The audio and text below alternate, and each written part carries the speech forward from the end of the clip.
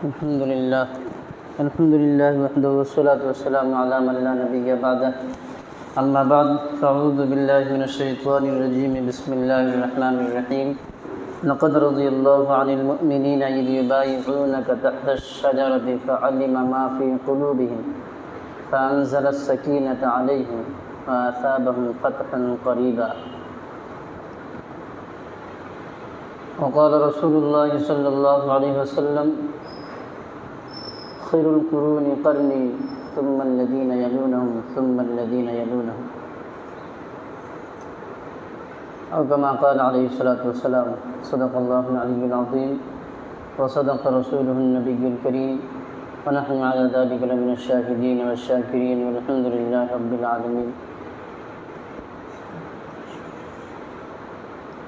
میرے محترم بزرگ دوستو، تمام صفات خدا بندی صرف اور صرف اللہ رب العالمین کے لیے ہے، اور درود و سلام نازل ہو جناب محمد الرسول اللہ صلی اللہ علیہ وسلم پر، جو آخری نبی ہیں. آپ کے بعد کہیں بھی کبھی بھی کسی قسم کا کوئی نبی پیدا نہیں ہوگا.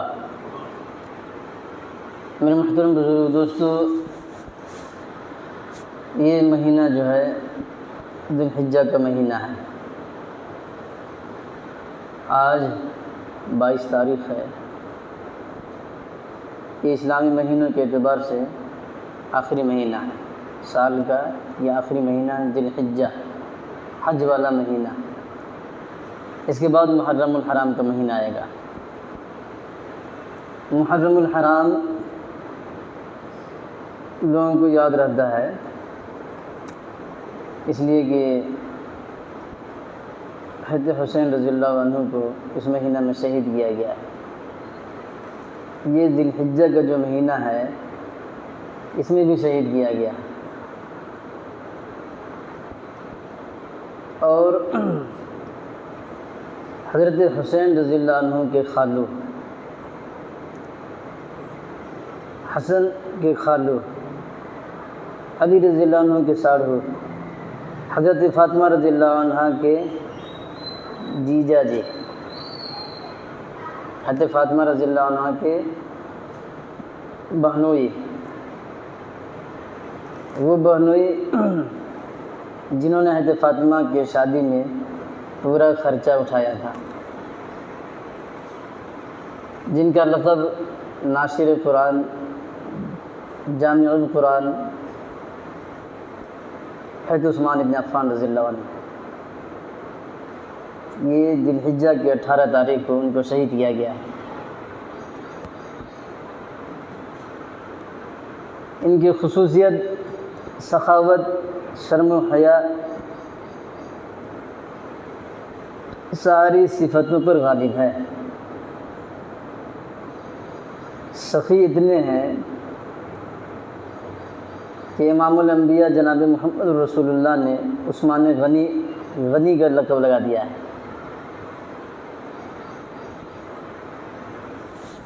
اور اللہ نے مال و دولت سے بھی نوازا ہے.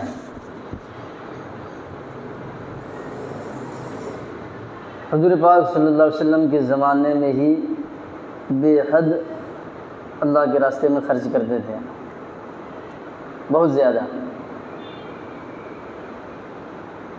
ایک مرتبہ نبی پاک صلی اللہ علیہ وسلم نے اعلان کرایا کہ اللہ کے راستے میں جانا ہے،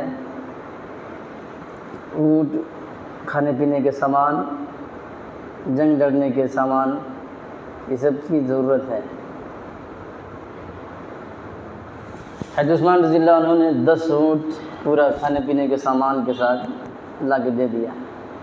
کہا ابھی اور ضرورت ہے. 100 اونٹ پورا ساز و سامان کے ساتھ لا کے دیا. کہا ابھی اور ضرورت ہے.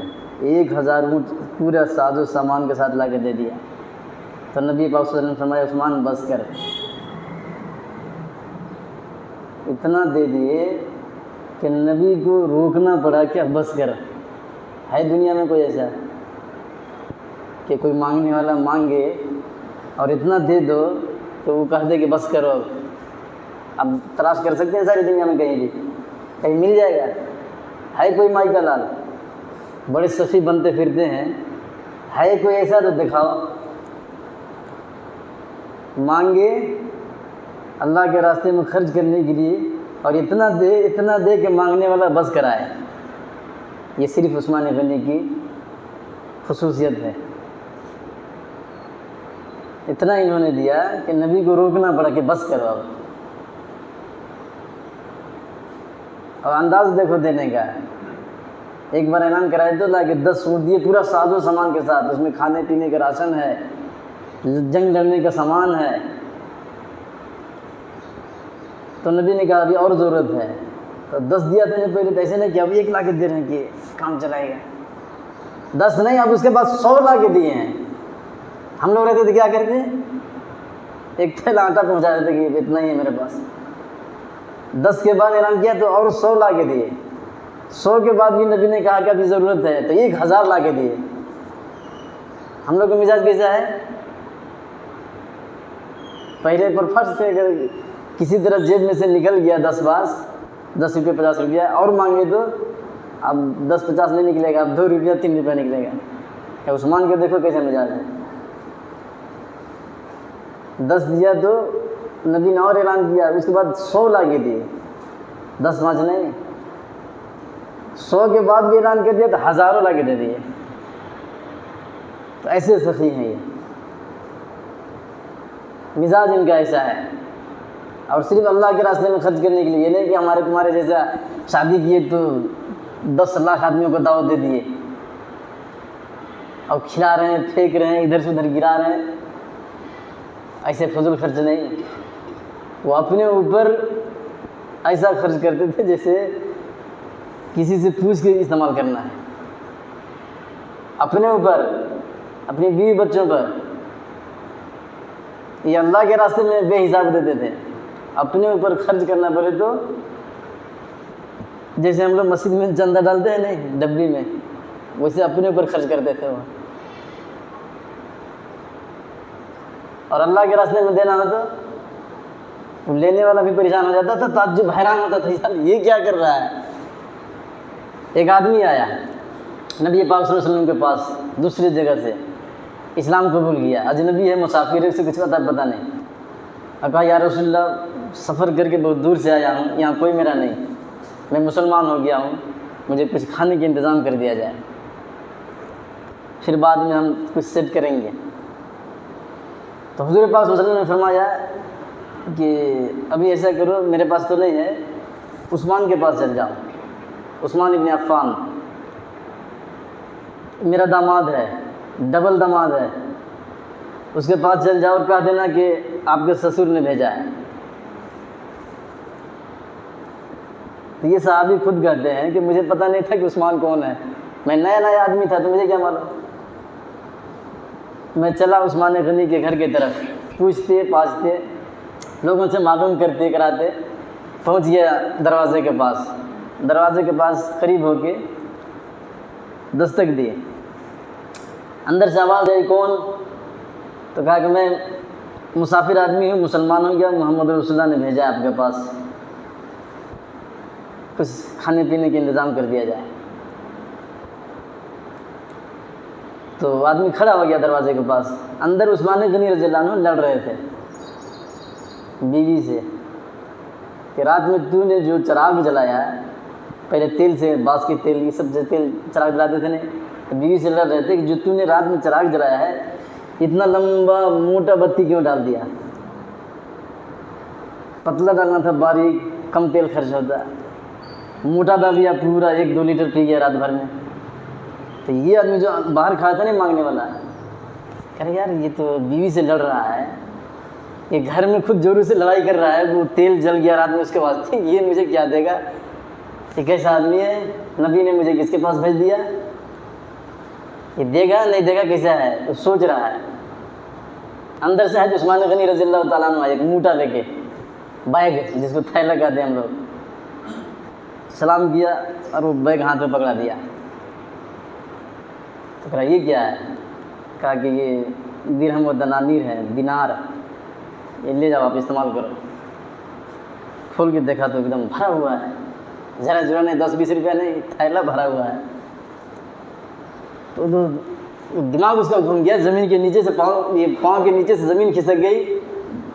یار گھر میں لڑ رہا تھا، ابھی تیل جل گیا زیادہ بیوی سے، اور مجھے دیکھے تو نہ جان ہے نہ پہچان ہے، نہ اس کو پتہ نہ مجھے پتہ، نہ میں اس کو پہچانتا ہوں نہ یہ مجھے پہچانتا ہے، میں یہاں کے رہنے والا بھی نہیں، اور اٹھا کے موٹے میں بھر کے پیسہ دے دیا۔ تو کہنے لگا عثمان مجھے ایک بات بتا، یہ کیا ہے یار؟ میں دروازے کے پاس کھڑا تھا تو اندر بیوی سے لڑائی کر رہا تھا کہ اتنا تیل خرچ کر دیا ہے، اتنا نہیں استعمال کرنا چاہیے، اپنی بیوی سے لڑ رہا ہے، اور مجھے دیکھے تو جان پہچان کچھ نہیں ہے اور موٹا بھر کے پیسہ دے دیا۔ آخر راز کیا ہے؟ آپ مجھے بتا کے جائیں۔ عثمان غنی رضی اللہ عنہ نے کیا جواب دیا وہ سنیے۔ فرمایا وہ جو رات میں استعمال ہوا ہے وہ میرے لیے ہوا ہے، میرے گھر کے لیے ہوا ہے، اس لیے اس میں حساب کر کے تھوڑا تھوڑا استعمال کرتا ہوں۔ قیامت کے دن اللہ اس سے حساب لے گا ہم سے کہ اتنا خرچہ کیوں کیا، اور یہ جو تم کو دیا ہوں اس کا مجھے ثواب لینا ہے، نیکیاں مجھے ملیں گی۔ تو جہاں پہ حساب دینا ہو وہاں ڈر ڈر کے خرچ کرتے ہیں، اور جہاں پہ بدلہ لینا ہو، نیکی لینا ہو، ثواب لینا ہو، حساب ہی نہیں کرتے، ایسے ہی اٹھا کے دے دیتے ہیں۔ یہ مزاج ہے ان کا۔ وہ آدمی لے کے چلا، اب اسے مانگنے کی کیا ضرورت ہے؟ وہ تو خود اتنا پیسہ دے دیا، اس کے اوپر ایک سال گزرے تو زکوٰۃ فرض ہوگا۔ اس مسافر کو، اس اجنبی مسلمان کو عثمان غنی نے اتنا پیسہ دے دیا کہ اب ایک سال کے بعد اس کے اوپر زکوٰۃ فرض ہوگا۔ ایسے سخاوت، یہ ہے عثمان غنی رضی اللہ عنہ۔ وہ اجنبی آدمی ہے، یہ مدینہ کا بھی نہیں، کہیں دوسری جگہ سے آیا تھا، آ کے مسلمان ہوا ہے۔ ایسے آدمی کو انہوں نے دیا ہے۔ ہم لوگ ذرا اپنا جائزہ لیں، ہم لوگ سب لیں، وہ آدمی ایسے کر دیا، یہ کر دیا، میں نہیں کہتا۔ ہر آدمی خود اپنا حساب لے کہ ہم اپنی بہن کو کتنا دیتے ہیں، کیا دیتے ہیں، اپنے چھوٹے بھائی کو کیا دیتے ہیں، کیسے کرتے ہیں، ہمارا اپنے بھائی کے ساتھ کیسا رویہ ہے، ہر آدمی خود سوچے۔ یہ عثمان غنی ہے جو اجنبی آدمی کو، مسافر کو اتنا پیسہ دیا اٹھا کے کہ اس کے اوپر زکوٰۃ فرض ہوگا۔ اور ہم لوگ کیسے کرتے ہیں؟ یہ دنیا پرستی ہے، دنیا سے ہم نے محبت کیا ہے اس لیے ایسا کرتے ہیں۔ اب جیسا رویہ اختیار کریں گے، جیسی نیت اختیار کریں گے ویسی برکت ہوگی۔ اس لیے خیال رکھیں، اپنے چھوٹے بھائی بہن جو بھی ہیں ان کے ساتھ اچھا برتاؤ کریں، خواہ کے ان کے حق حقوق بھی کھا کے نہ مریں، قیامت کے دن حساب بھی دینا ہے۔ تو یاد رکھیں اس بات کو۔ یہ دنیا میں جو ہے نا، ہم یہ ایگزام ہال میں ہے، کہاں ہے؟ ٹور میں، سفر میں کرتے ہیں نہیں، اصل ہم لوگ یہاں پہ ایگزام روم میں ہے، ایگزام ہال میں۔ یہ امتحان چل رہا ہے۔ امتحان کس کا؟ وہ سبق جو ہم پڑھ کے آئے تھے عالم ارواح میں، وہ کون سی سبق ہے؟ اللہ نے سارے روحوں کو اکٹھا کر کے پوچھا تھا، الست بربکم، کیا میں تمہارا رب نہیں ہوں؟ تو محمد الرسول اللہ کے روح نے سب سے پہلے جواب دیا تھا بلا، کیوں نہیں، آپ ہی ہمارے رب ہیں۔ پھر سارے نبیوں کے روحوں نے کہا بلا، سارے ولیوں کی، سارے تابعین کی، صحابہ اکرام کی، سب کے روحوں نے کہا بلا، کیوں نہیں، بس رب تو آپ ہی ہیں۔ پھر سارے لوگوں نے کہا بلا، کافروں نے بھی کہا بلا، یہودیوں نے بھی کہا بلا، عیسائیوں نے بھی کہا بلا، آج کے مسلمانوں نے بھی کہا تھا بلا، یا اللہ آپ ہی ہیں، آپ کے سوا کون ہو سکتا ہے؟ کہا کہ سبق پڑھ لیا، محمد کی زبان، محمد نے جو کہا وہ سبق سب نے پڑھ لیا۔ سچا کون ہے، جھوٹا کون ہے، شکل رنگ روپ بدل کے میں ایگزام ہال میں ڈالوں گا اور دیکھتا ہوں۔ اب دیکھنا کیا ہے، مجھے تو سب پتہ ہے، ویڈیو ریکارڈ کراؤں گا کہ ایگزام ہال میں یہ دنیا، فرشتوں سے ویڈیو ریکارڈنگ کراؤں گا، زمین کے جس حصے میں تم بدمعاشی کرو گے وہاں پہ ریکارڈنگ کروں گا کہ جھوٹا کون ہے اور سچا کون ہے۔ تو وہاں کہا کہ آ گئے کہ یا اللہ تو ہی رب ہے، یہاں ماننے کو تیاری نہیں ہے، یہاں آ کے گڑبڑ کر رہے ہیں۔ اس لیے خیال رکھیں، مجھے بتانا ہے حضرت عثمان غنی رضی اللہ عنہ کو۔ دیکھو انہوں نے جواب بھی کیسا دیا تھا کہ جو اپنے اوپر ہم نے خرچ کیا اس کا حساب دینا ہے، اس لیے ڈر ڈر کے بچا کے خرچ کرتے ہیں اپنے اوپر، اور جس کا بدلہ مجھے لینا ہے وہاں بے حساب خرچ کرتے ہیں، وہاں پہ پھر گنتی نہیں کرتے۔ اتنا بڑا آدمی، اتنا بڑا مالدار شوکار، ان کو بھی ڈر ہے کہ مجھے حساب دینا ہے۔ آج ہم لوگوں کے مزاج دیکھو، 1-2 لاکھ روپیہ ہو جائے تو بے حساب خرچہ کرتے ہیں ادھر ادھر، اور ذرہ بھی نہیں سوچتے کہ ہم کو حساب دینا ہے۔ یہ پیسہ، یہ دنیا ایسی ایک خطرناک چیز ہے، اس کے معاملے میں 2 سوال ہے۔ یہ روپیہ پیسہ کے بارے میں 2 سوال ہے میدان حشر میں۔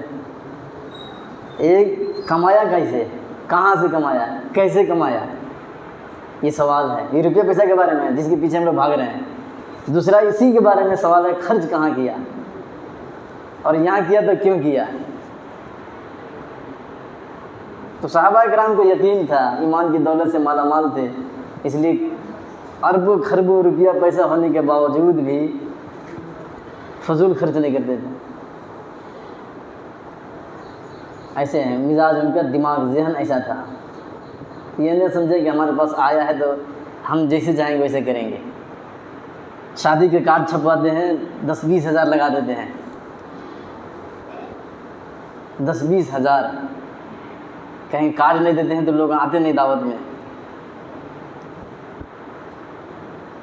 ایسا کچھ نہیں ہے،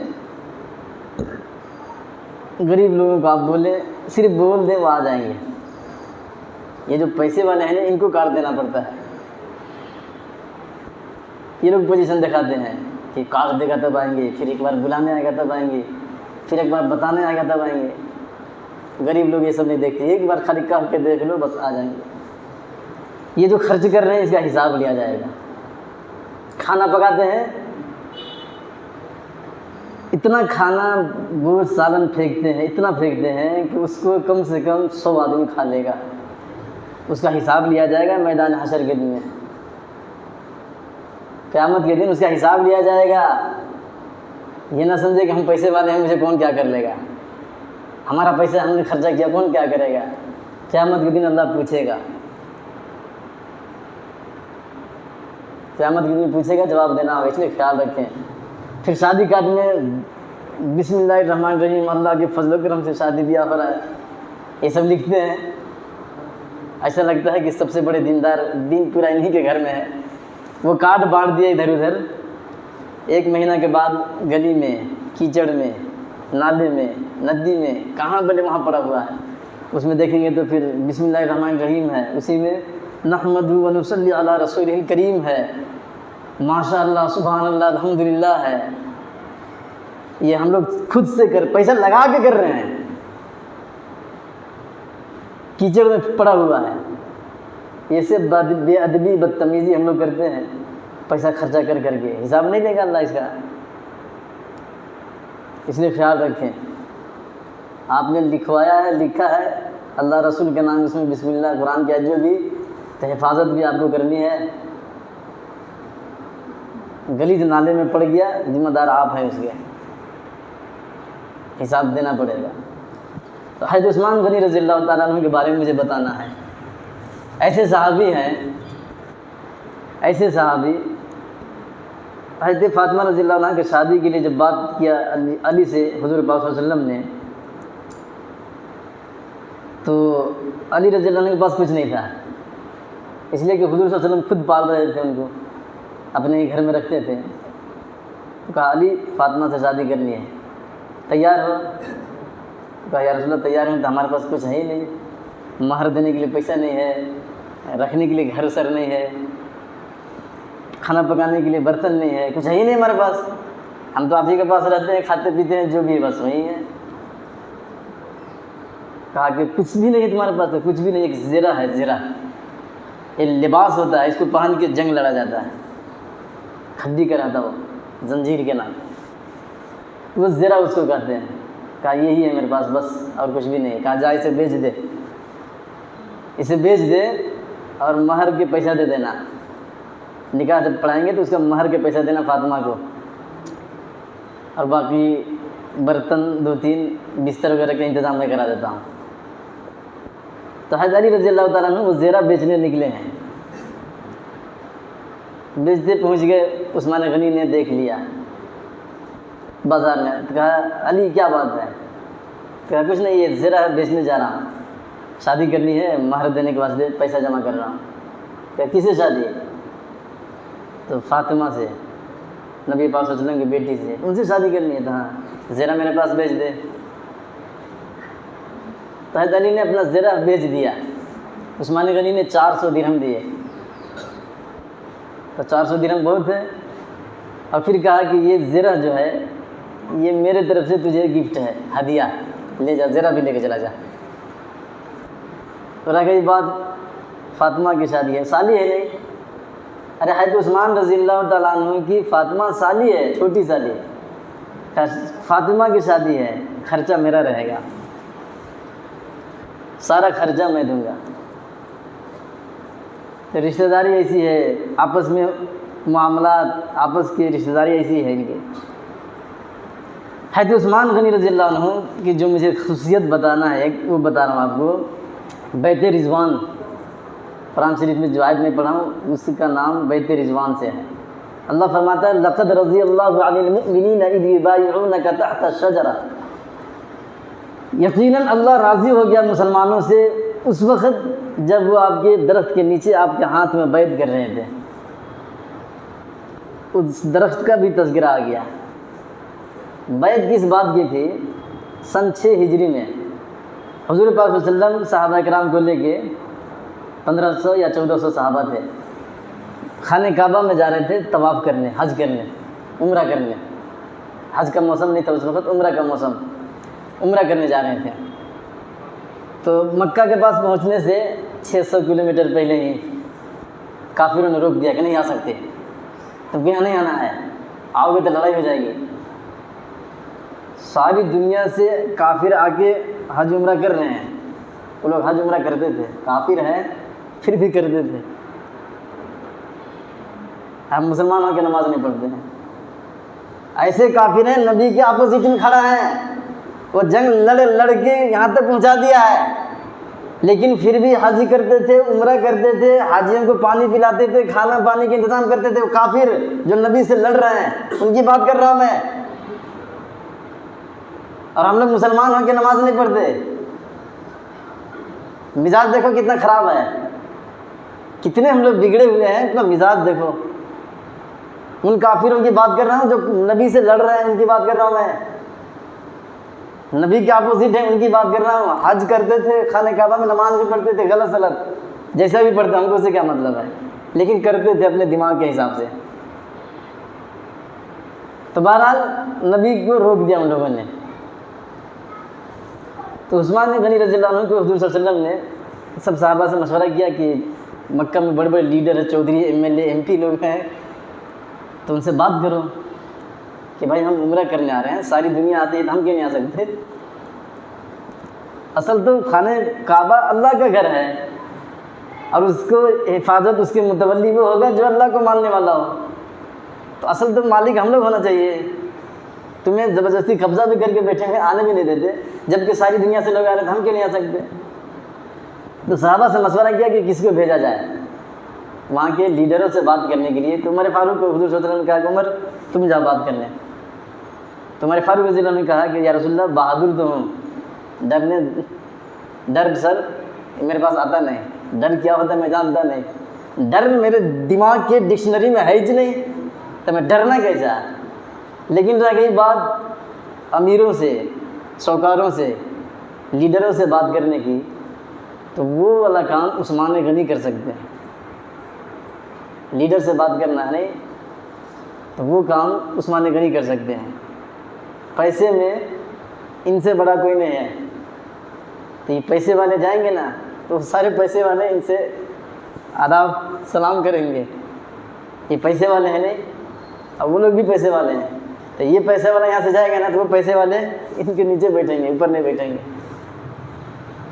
تو حضور صلی اللہ علیہ وسلم نے کہا کہ ہاں ایسا ہے تو ٹھیک، عثمان غنی کو بھیج دیا۔ عثمان غنی رضی اللہ عنہ گئے، بات چیت کرنے لگے لیڈر لوگوں سے، شوکار لوگوں سے۔ کسی نے بیچ میں خبر اڑا دیا کہ آپ کے نمائندے کو، آپ کے سفیر کو، آپ کے بھیجے ہوئے آدمی کو مکہ کے لوگوں نے قتل کر دیا. آپ سفیر اور نمائندہ نہیں سمجھیں گے، انٹیلیجنس سمجھیے، اچھی طرح سمجھ میں آئے گا. آپ کے انٹیلیجنس کو وہاں لوگوں نے قتل کر دیا. کہا کہ یہ کام تو ساری دنیا کے قانون کے خلاف ہے، اس کو نہیں قتل کیا جاتا. اگر ایسا ہے تو پھر نبی جلال میں آ گئے اور فرمایا کہ جب تک عثمان غنی کا بدلہ نہ لوں میں یہاں سے واپس جانے کا نہیں. اور صحابہ کو جمع کیا اور کہا کہ عثمان غنی کا بدلہ لینا ہے. مکہ کے کافروں نے تمہارے بھائی کو قتل کر دیا ہے، سفیر کو قتل کر دیا. حالانکہ سفیر کو قتل کرنا جرم ہے، ساری دنیا کا یہ قانون ہے. جب تک بدلہ نہ لے واپس نہیں جانے کا. چلو جام کی بازی لگاؤ، میرے ہاتھ میں بیعت کرو. تو سارے صحابہ آتے ہیں، نبی کے ہاتھ میں ہاتھ رکھتے ہیں، کہتے ہیں یا رسول اللہ جب تک عثمان غنی کا بدلہ نہ مل جائے گردن کٹوا دوں گا، مدینہ واپس نہیں جاؤں گا. صحابہ آتے ہیں، نبی کے ہاتھ میں ہاتھ رکھتے ہیں، کہتے ہیں یا رسول اللہ گردن کٹوا دوں گا، عثمان کا بدلہ لیے بغیر مدینہ واپس نہیں جاؤں گا. 1400 صحابہ نے نبی کے ہاتھ میں ہاتھ رکھا اور بیعت کیا. کسی نے کہہ دیا یا رسول اللہ، یا اللہ ایسا موقع ہے، گردن کٹانے کی بات ہے، بیعت جو ہو رہی ہے گردن کٹانے کی ہو رہی ہے، رسول اللہ کھانے کی نہیں ہو رہی ہے، گردن کٹانے کی بات ہو رہی ہے. کسی نے کہہ دیا یا رسول اللہ ایسے موقع پر عثمان نہیں ہے. حالانکہ انہوں نے نیکی میں سبقت کی بات کی تھی، لیکن ان کے دماغ ایسا تھا. حالانکہ اصل بات کیا ہے کہ یہ جو جان دینے کی بیعت ہو رہی ہے عثمان غنی کے واسطے ہو رہی ہے، لیکن نہیں سمجھ پائے، وہ سمجھ نہیں پائے. تو نبی کو اور جو محبت تھا نا عثمان سے، جو محبت تھا، محبت کا جوش اور اٹھا اور کہا اگر یہاں پہ عثمان نہیں ہے، حالانکہ عثمان کی وجہ سے یہ بیعت ہو رہی ہے، تو یہ دیکھو یہ عثمان کا ہاتھ ہے، یہ عثمان کا ہاتھ ہے، یہ محمد کا ہاتھ ہے. عثمان کی طرف سے بھی بیعت کیا جا رہا ہے کہ جب تک کہ عثمان کا بدلہ نہ لیا جائے واپس نہیں جاؤں گا. تو عثمان غنی کی بھی بیعت ہو گئی. جب صحابہ اکرام بیعت کرنے لگے جان دینے کے لیے، وہ شوکار بڑے بڑے لیڈر ایم پی ایم ایل اے عثمان غنی کو ہاتھ میں اٹھا کے لا رہے ہیں کہ یا رسول اللہ کس نے آپ کو بتا دیا کہ ہم نے قتل کیا ہے؟ کس نے آپ سے کہہ دیا؟ یہ آپ کا نمائندہ یا آپ کا سفیر بالکل صحیح سلامت محفوظ ہے. دیکھ رہے ہیں آپ تماشا. پہلے وہ لوگ ڈراتے تھے، لیکن جب مسلمانوں نے جان دینے کی بات کی، گردن کٹوانے کی بات کی، تو عثمان غنی کو ہتھیلی میں اٹھا کے لا رہے ہیں. اب اندازہ لگاؤ کافر کتنا بزدل ہوتا ہے، کتنا ڈرپوک ہوتا ہے. لیکن ہم لوگ ڈرتے ہیں. تھوڑا اپنے ایمان کا بھی جائزہ لیا کریں کہ اگر مسلمان جان دینے کی بات کرے تو کافر پاؤں کے نیچے آ کے بیٹھ جاتا ہے، اور اگر مسلمان ہی ڈرے تو گردن اڑا دیتا ہے. تو خیال رکھیں. عثمان غنی نے اس ہاتھ کا حق ادا کیا.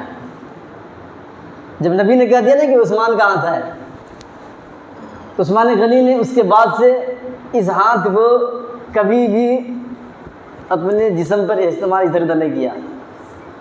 اس سے پاؤں نہیں دھوئے، کبھی ناک میں انگلی نہیں کی، کیونکہ اس ہاتھ کو نبی نے اپنا ہاتھ کہہ دیا ہے. اس کو ادھر ادھر استعمال نہیں کیا کبھی زندگی میں. حالانکہ نبی کے جانے کے بعد کتنا دن تک زندہ رہے. پھر اسی ہاتھ سے عثمان غنی نے قرآن لکھا ہے. بتانا یہ ہے کہ قرآن عثمان نے نہیں لکھا ہے، محمد کے ہاتھ نے لکھا ہے. اس ساری دنیا میں جو قرآن پڑھا رہے ہیں عثمان غنی کی اسی سیدھے ہاتھ نے لکھا ہے، اپنے ہاتھوں سے لکھا ہے عثمان غنی نے. اور ساری دنیا میں آرڈر جاری کیا کہ جو میں لکھ کے دے رہا ہوں اسی کو پڑھنا ہے، اسی کو پڑھانا ہے. نماز میں اسی کو پڑھنا ہے، تراویح میں اسی کو پڑھنا ہے، تلاوت میں اسی کو پڑھنا ہے، دوسرا والا نہیں پڑھنا، یہی پڑھنا ہے. یہ جو ہم پڑھ رہے ہیں نماز میں قرآن، یہ عثمان غنی کے ہاتھ سے لکھا ہوا ہے. تو عثمان غنی نے لکھا ہے، محمد کے ہاتھ نے لکھا ہے.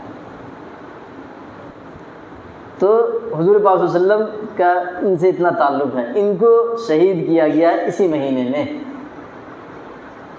نبی پاک صلی اللہ علیہ وسلم مدینہ میں اعلان کر رہے ہیں، پانی کی بہت دقت تھی، پریشانی، اس لیے کہ آپ کو پتہ ہی ہوگا وہاں ڈیزل پیٹرول نکلتا ہے. کون ہے؟ ایک کنواں تھا بوڑھی، اس میں پانی نکلتا تھا پینے کے لائق. باقی کہاں کھودے تو پیٹرول نکل جاتا کہ گلی سلیز پینے کے لائق نہیں. تو حضور صلی اللہ علیہ وسلم نے کہا کہ کون ہے جو وہ بوڑی خرید کے مسلمانوں کے لیے دے دے. یہودی کے قبضے میں تھا, ایک ایک پیالہ پانی بیچتا تھا. تو عثمان غنی رضی اللہ عنہ کو معلوم ہوا تو انہوں نے خریدا. یہودی دیکھو کتنا بدماش تھا, آدھا بیچا. آدھا بیچنے کا مطلب آپ سمجھیے, کہا کہ ایک دن تو بوڑی میں سے پانی نکالنا بیچنا, دوسرے دن ہم نکالیں گے بیچیں گے. ایسا اس نے دماغ لگایا, ہمارا بیپار تجارت جاری رہے گا, ایسا بیچا تھا اس نے. تو عثمان غنی رضی اللہ عنہ کو یہودی ہیں, دل دریا ہے, دماغ سمندر ہے, کہا تو ہم کو سکھائے گا. جس دن عثمان غنی کی باری آتی, سارا مدینہ کے کافروں کو مسلمانوں کو سب سے کہتے پانی نکال کے لے جاؤ, اتنا لے جاؤ اتنا لے جاؤ کہ کل بھی کام آئے. دل دریا ہے, دماغ سمندر ہے ان کا. کہا اتنا پانی نکال کے لے جاؤ, میرے سے پوچھنا نہیں, پیسہ دینے کی بات نہیں, پانی اتنا نکال کے لے جاؤ کہ کل بھی کام آئے. بس لے آتے تھے نکال کے صحابہ. اتنا بڑا سخی آدمی ہے, کل خریدنے کی ضرورت ہی نہیں پڑتی. یہودی پریشان ہو گیا, یار یہ کیا انسان ہے. میں تو سمجھا کہ میرے جیسا بیپار کرے گا, تجارت کرے گا, پانی بیچے گا, یہ تو ایک پیسہ نہیں کماتا ہے اس میں. اب اپنا تو کماتا نہیں, میرا بھی بیڑا گرک کر دیا اس نے. اتنا فری کر دیا ساری مدینہ والوں کے لیے کہ اس دن پانی نکال کے اتنا لے جاتے ہیں کل خریدنے کی نوبت ہی نہیں آتی. ایسا عثمان غنی نے فری کر دیا. پتہ ہے آپ کو, عثمان غنی رضی اللہ عنہ کو جب بدماشوں نے, کم بخت بےمان لوگوں نے جب شہید کیا ہے, اسی کنویں کا پانی پینے سے منع کر دیا ہے. بتاؤ کتنا تکلیف ہوتی ہوگی. انہوں نے کہا اپنے گھر کے چھت میں چڑھ کے, وہ دشمنوں بےمانوں بدماشوں, یہ کنواں میں نے خریدا ہے اور سارے مدینہ والوں کے لیے فری کیا ہے. تم کو پتہ نہیں کہ اس کنویں سے پانی نکال کے ایک ایک پیالہ 10-10 روپیہ میں بیچتا تھا یہودی. میں اس کنویں کو اپنے پیسہ سے خرید کے صرف اور صرف محمد رسول اللہ کے کہنے کی وجہ سے سارے مدینہ والوں کے لیے میں نے فری کیا تھا. آج تم لوگ مجھے اسی کنویں کا پانی پینے سے روکتے ہو, شرم نہیں آتی؟ لیکن کچھ فرق نہیں پڑا. ان لوگوں نے پانی بند کر کے رکھا اس بوڑی کا, اس کنویں کا, جس کو عثمان غنی نے خریدا تھا. 40 دن تک پانی نہیں پینے دیا. انہی کا خریدا ہوا کنواں ہے. 40 دن کے بعد آخر ان بےمان لوگوں نے, کم بخت لوگوں نے ان کو شہید کر دیا ہے. جمعہ کے دن قرآن پڑھ رہے تھے, جا کے وار کیا, گھر میں گھس کے قتل کر دیا, شہید ہو گئے. اتنا ہی نہیں, شہید ہو گئے, اس کے باوجود ان لوگوں نے جنازہ بھی نہیں پڑھنے دیا. جو جنازہ پڑھنے کے لیے لے جاتا, آگے بڑھتا کفن دفن کرنے کے لیے, اس کو بھی مارتے تھے. امیر معاویہ رضی اللہ عنہ کو پتہ چلا کہ ایسا بدماش لوگوں نے, بلوائیوں نے, مصر کے رہنے والوں نے ایسا کیا ہے. فوج لے کے آئے, جان جوخم میں ڈالا, کہا کہ میں کروں گا, میں اس کا جنازہ پڑھاؤں گا, دیکھتا ہوں کون ڈوبتا ہے. غسل کفن سب کچھ انہوں نے کیا, جنازہ لے کے گئے, رات میں لے جا کے دفن کیے. یہ عثمان غنی رضی اللہ عنہ شہید ہوئے ہیں. اپنے ہی بوڑی کے پانی پینے سے ان لوگوں نے روکا ہے. آپ کو پتہ بھی نہیں ہے. محرم میں تو خوب ناچتے کودتے ہیں. ایسا کر دیا تھا ان لوگوں نے, ایسا کر دیا تھا. کوئی بھی ہو, کسی نے بھی کیا ہو, ظلم ہوتا ہے. مجھے یہ بتاؤ کہ عثمان غنی پر بڑا ظلم ہوا یا حسین پر؟ حسین کو تو کربلا میں کیا تھا, وہاں کا کچھ بھی نہیں تھا اپنا. مدینہ میں عثمان کا اپنا خاص گاؤں ہے, اپنا گھر ہے, اپنا کنواں ہے, اپنا بوڑی ہے, اپنا دکان ہے, حکومت ہے. پھر بھی ان کو ان لوگوں نے ظلم کر کے شہید کر دیا. صحابہ نے کہا کہ اجازت دو, گردن اڑا دوں گا سب کی. کہا کہ نہیں, میں نہیں چاہتا کہ میرا محبوب, میرا آخری نبی, میرا سسر یا مدینہ میں سو رہا ہو اور میں جنگ کرنے کی اجازت دے دوں. میرا دل گوارا نہیں کرتا. ان لوگوں کو جو کرنا ہے کرنے دو, میں جنگ کرنے کا مسئلہ فتویٰ نہیں دیتا. حالانکہ فوج بھی ہے, حکومت ان کی ہے بھائی. اور ذرا نہیں ہے کہ نہیں کہ خالی ونی پنٹا میں 40 پر 4 لاکھ مربع میل میں حکومت ہے ان کی. 40 پر 4 لاکھ, آدھی دنیا سے بڑھ گیا یہاں تک ان کی حکومت ہے. تو کیا ان کو موت کی گھاٹ نہیں اتار سکتے تھے؟ صرف اس ڈر سے کہ یہاں پہ امام الانبیاء جناب محمد رسول اللہ مدینے میں آرام فرما ہے, یہاں خون ریزی کریں گے تو پریشانی ہوگی. بدنامی ہوگی، مدینہ کو لوگ بے حرمتی کریں گے، توڑ پھوڑ کریں گے، مسجد نبی میں بھی بدمعاشی کریں گے، اس لیے انہوں نے لڑنے کا آرڈر نہیں دیا اور شہید ہو گئے، دنیا سے چلے گئے۔ تو یہ عثمان غنی رضی اللہ عنہ ذی الحجہ کی 18 تاریخ کو جمعہ کے دن ان لوگوں نے ان کو شہید کیا ہے۔ اللہ ان سے راضی ہے، نبی ان سے راضی ہے، فرشتے ان سے راضی ہیں، فرشتے ان سے راضی ہیں، فرشتے بھی ان سے شرم کرتے تھے۔ نبی کے ڈبل داماد ہیں، حضرت حسین کے خالو ہیں، حضرت فاطمہ الزہرا رضی اللہ عنہا کے بہنوئی ہیں، جیجا جی، رشتہ داری بھی ہے اور دینداری بھی ہے، اور خلیفہ سوم بھی ہیں، مسلمانوں کے تیسرے بادشاہ، امیر المومنین، اور شرم و حیا کے پیکر۔ اتنے ان کی خصوصیت ہے، قرآن ساری دنیا میں پڑھائی جا رہی ہے، آج بھی عثمان غنی کو اس کا ثواب ملے گا۔ آج ہم لوگ پڑھتے ہیں نہیں، اس کا ثواب ان کو ملے گا۔ قرآن سے تعلق ہے، روزانہ ایک ختم قرآن پڑھتے تھے، اب اندازہ لگاؤ ان کو قرآن سے کتنا تعلق ہوگا، روزانہ پڑھتے تھے عثمان غنی رضی اللہ تعالیٰ عنہ۔ اللہ تعالیٰ ہم سب کو ان کی سیرت، ان کے کردار، ان کے صبر اپنانے کی توفیق عطا فرما دے، آمین۔ وآخر دعوانا الحمدللہ رب العالمین۔ اللہ اکبر، اللہ اکبر، اللہ اکبر، اللہ اکبر، اشہد ان لا الہ الا اللہ، اشہد ان لا الہ الا اللہ، اشہد ان محمد رسول اللہ، اشہد ان محمد رسول اللہ، حی علی الصلاۃ، حی علی الصلاۃ، حی علی الفلاح، حی علی الفلاح۔ اللہ اکبر، اللہ اکبر، لا الہ الا اللہ۔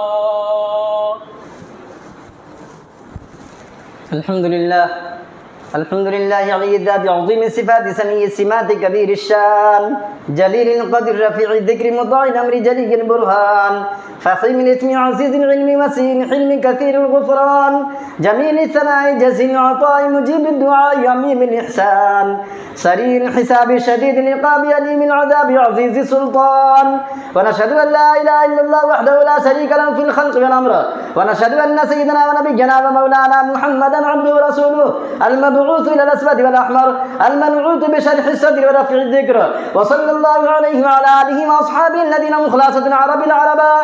اما بعد فيا ايها الناس وحدوا الله فان التوحيد راس الطاعات واتقوا الله فان التقوى ملاك الحسنات وعليكم بالسنة فإن السنة تهدي إلى الطاعة ومن أطاع الله ورسوله فقد رشد واهتدى وإياكم والبدعة فإن البدعة تهدي إلى المعصية ومن يعص الله ورسوله فقد ضل وغوى وعليكم بالصدق فإن الصدق ينجي والكذب يهلك وعليكم بالإحسان فإن الله يحب المحسنين ولا تقنطوا من رحمة الله فإنه أرحم الراحمين ولا تحبوا الدنيا فتكونوا من الخاسرين ألا فإن نفسا لن تموت حتى تستكمل رزقها فاتقوا الله وأجملوا في الطلب وتوكلوا عليه فإن الله يحب المتوكلين وادعوه فإن ربكم مجيب الداعين واستغفروا يمددكم بأموال وبنين. أعوذ بالله من الشيطان الرجيم. بسم الله الرحمن الرحيم.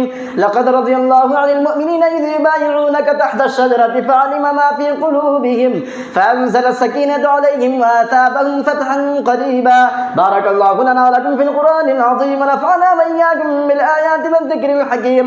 إنه تعالى جواد كريم ملك بر رؤوف رحيم.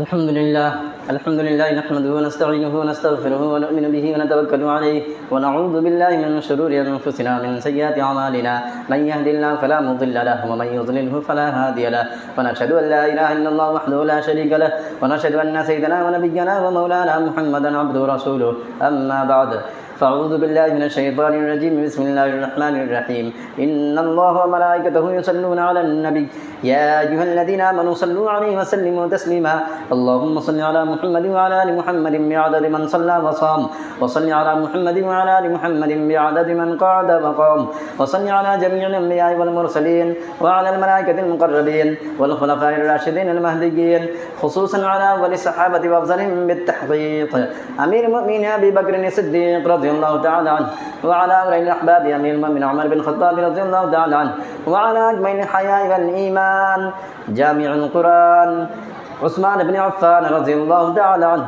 وعلى أسد الله الغالب أمير المؤمنين علي بن أبي طالب رضي الله تعالى عنه وعلى الإمامين الإمامين السعيدين الشهيدين أمير المؤمنين أبي محمد الحسن وأبي عبد الله الحسين رضي الله تعالى عنهما وعلى أمهما سيدة النساء فاطمة الزهراء رضي الله تعالى عنها وعلى عمي الشريفين بين الناس حمزة والعباس رضي الله تعالى عنهما وعلى الستة الباقية من العشرة المبشرة وعلى سائر الصحابة والتابعين رضوان الله تعالى عليهم أجمعين برحمتك يا أرحم الراحمين اللهم اغفر لجميع المؤمنين والمؤمنات والمسلمين والمسلمات الأحياء منهم والأموات إنك سميع قريب مجيب الدعوات اللهم انصر من نصر دين محمد صلى الله عليه وسلم واجعلنا منهم واخذل من خذل دين محمد صلى الله عليه وسلم ولا تجعلنا منهم عباد الله رحمكم الله إن الله يأمر بالعدل والإحسان وإيتاء ذي القربى وينهى عن الفحشاء والمنكر والبغي يعظكم لعلكم تذكرون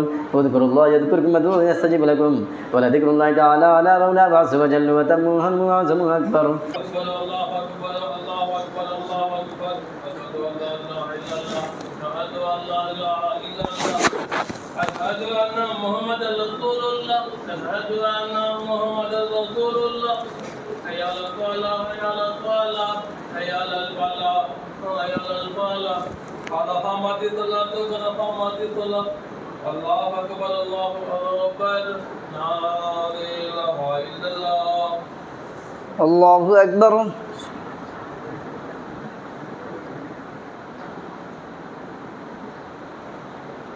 الحمد لله رب العالمين الرحمن الرحيم مالك يوم الدين إياك نعبد وإياك نستعين اهدنا الصراط المستقيم صراط الذين أنعمت عليهم غير المغضوب عليهم ولا الضالين سبح اسم ربك الأعلى الذي خلق فسوى والذي قدر فهدى والذي أخرج المرعى فجعله غثاء أحوى سنقرئك فلا تنسى إلا ما شاء الله إنه يعلم الجهر وما يخفى ونيسرك لليسرى فذكر إن نفعت الذكرى سيذكر من يخشى ويتجنبها الأشقى الذي يصلى النار الكبرى ثم لا يموت فيها ولا يحيا قد أفلح من تزكى وذكر اسم ربه فصلى بل تؤثرون الحياة الدنيا والآخرة خير وأبقى إن هذا لفي الصحف الأولى صحف إبراهيم وموسى. الله أكبر. سمع الله لمن حمده. الله أكبر. الله أكبر. الله أكبر.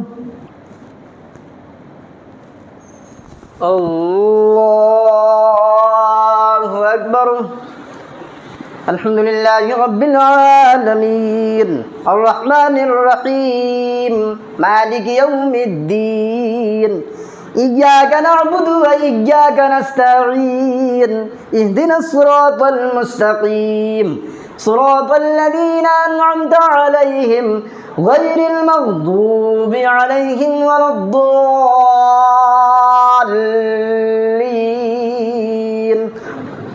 والتين والزيتون وطور سينين وهذا البلد الأمين لقد خلقنا الإنسان في أحسن تقويم ثم رددناه أسفل سافلين إلا الذين آمنوا وعملوا الصالحات فلهم أجر غير ممنون فما يكذبك بعد بالدين أليس الله بأحكم الحاكمين الله أكبر سمع الله لمن حمده الله أكبر الله أكبر الله أكبر الله أكبر السلام علیکم ورحمۃ اللہ السلام علیکم ورحمۃ اللہ۔ ایک ضروری اعلان ہے بھائی، اتوار کے دن آنے والا جو اتوار ہے میدوپور میں منڈل کا جوڑ رکھا گیا ہے نورانی مسجد میں جو مارکیٹ کے پاس ہے، وہاں پہ 9 بجے سے ظہر کی نماز تک چلے گا بیان، کارگزاری وغیرہ۔ بہت دور دور سے اللہ والے آتے ہیں، کہاں پہ کس گاؤں میں کس مسجد میں کتنے لوگ نمازی پڑھ رہے ہیں، کتنے گھر ہیں، سب جائزہ لیتے ہیں، اس کے حساب سے فکر کرتے ہیں۔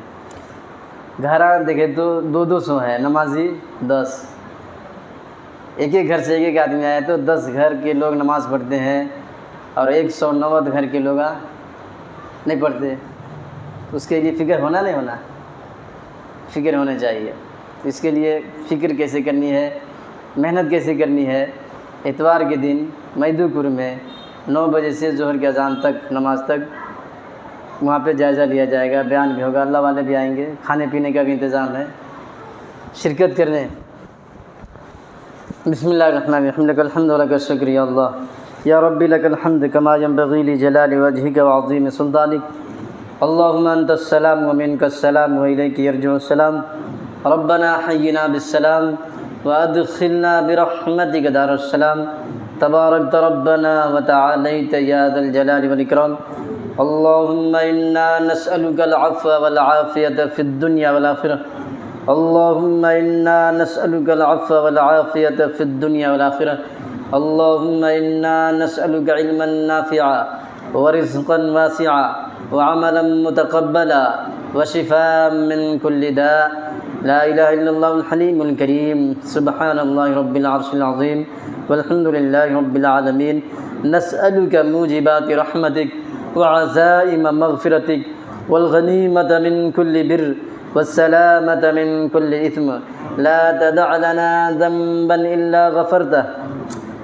لا تدع لنا ذنبا إلا غفرته، ولا هما إلا فرجته، ولا دينا إلا قضيته، ولا مريضا إلا شفيته، ولا حاجة هي لك رضا إلا قضيتها يا أرحم الراحمين، ولا حاجة هي لك رضا إلا قضيتها يا أرحم الراحمين، يا إله العالمين، يا أرحم الراحمين، يا أرحم المساكين، يا مجيب المضطر، يا حنان يا منان، يا رحيم يا كريم، یا واسع الفضل اغفر لنا، یا اللہ ہم گنہگار ہیں، خطا کار ہیں، شیکار ہیں، اللہ ہمارے گناہوں کو معاف فرما، یا العالمین ہم سب کے سب اقرار مجرم ہیں میرے مولا، یا اللہ رات کے اندھیرے میں، دن کے اجالے میں، اکیلے میں، مجلس میں، محفل میں، یا اللہ گناہ صغیرہ ہو یا کبیرہ، یا اللہ جان بوجھ کے کیے ہیں یا غلطی سے ہوا ہمیں اللہ محض اپنے فضل و کرم سے اللہ معاف فرما دے، یا اللہ تو نہیں معاف کرے گا تو کون کرے گا میرے مولا، یا اللہ تو ہی معاف کرنے والا ہے میرے مالک، یا العالمین یا اللہ صرف تو ہی معاف کرنے والا ہے، یا اللہ تو ہی ہمارا داتا ہے، تو ہی ہمارا مشکل کشا ہے، یا اللہ تو ہی ہمارا حیات روا ہے۔ یا اللہ ہم سب کی یا اللہ جائز تمناؤں کو پورا فرما۔ یا اللہ ہم سب کے گناہوں کو معاف فرما۔ یا اللہ ہم سب کے حالتوں پر رحم فرما۔ یا اللہ کرم فرما۔ یا العالمین یا اللہ جن لوگوں نے ہم سے دعاؤں کے لیے کہا ہے یا اللہ ان کے خیال ہے کہ ہماری دعا قبول ہوتی ہے، یا اللہ ان کے جائز تمناؤں کو پورا کر دے۔ یا العالمین ان کے مشکلوں کو دور کر دے۔ یا اللہ تو ہی مشکل کشا ہے میرے مولا، تیرے علاوہ کوئی نہیں میرے مالک۔ یا اللہ تو ہی ان کی مشکلوں کو آسان فرما۔ یا العالمین جو قرضوں میں ڈوبے ہوئے ہیں یا اللہ ادائیگی کی شکلیں صورتیں پیدا فرما۔ یا اللہ غیب سے اللہ تو انتظام فرما دے۔ یا العالمین یا اللہ جو یہ ہمارے ہندوستان کے مسلمان یا اللہ معاشی اعتبار سے یا اللہ بہت پیچھے چلے جا رہے ہیں میرے مولا۔ یا العالمین یا اللہ معاشیت کو یا اللہ ہم سب کی حفاظت فرما۔ یا العالمین یا اللہ العالمین حلال روزی عطا فرما۔ یا اللہ حرام روزی سے ہم سب کی حفاظت فرما۔ یا العالمین یا اللہ مسجدوں کو آباد کرنے والے بنا دے۔ یا العالمین مسجدوں سے یا اللہ تعلق جوڑنے والے بنا دے۔ یا العالمین یا اللہ ہم سب کو یا اللہ معاف فرما دے۔ یا العالمین یا اللہ مسجد کو آباد کرنے کی فکر کرنے والے بنا دے۔ یا العالمین یا اللہ ہم سب کو نبی پاک صلی اللہ علیہ وسلم کی سنتوں پر عمل کرنے والے بنا۔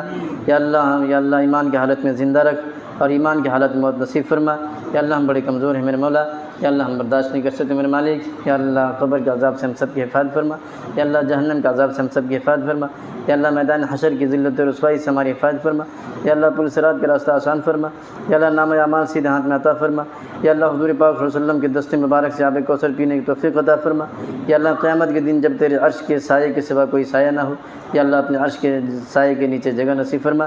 یا اللہ حضور پاک صلی اللہ علیہ وسلم نے جتنے بھی خیر کے لائن سے دعا مانگی ہے یا اللہ اس میں سے ہم سب کو حصہ نصیب فرما۔ یا اللہ حضور پاک صلی اللہ علیہ وسلم نے جتنے بھی شرور و فتن سے پناہ مانگی ہے یا اللہ ہم سب کو ان شرور و فتن سے بچا لے۔ ربنا تقبل منا انک انت السمیع العلیم وتب علینا انک انت التواب الرحیم۔ جزا اللہ عنا محمد ما هو صلی اللہ علیہ وسلم وصلی اللہ تعالی علی خیر خلقہ محمد وآلہ واصحابہ وازواجہ ذریاتہ واہل بیتہ اجمعین برحمتک یا ارحم الراحمین۔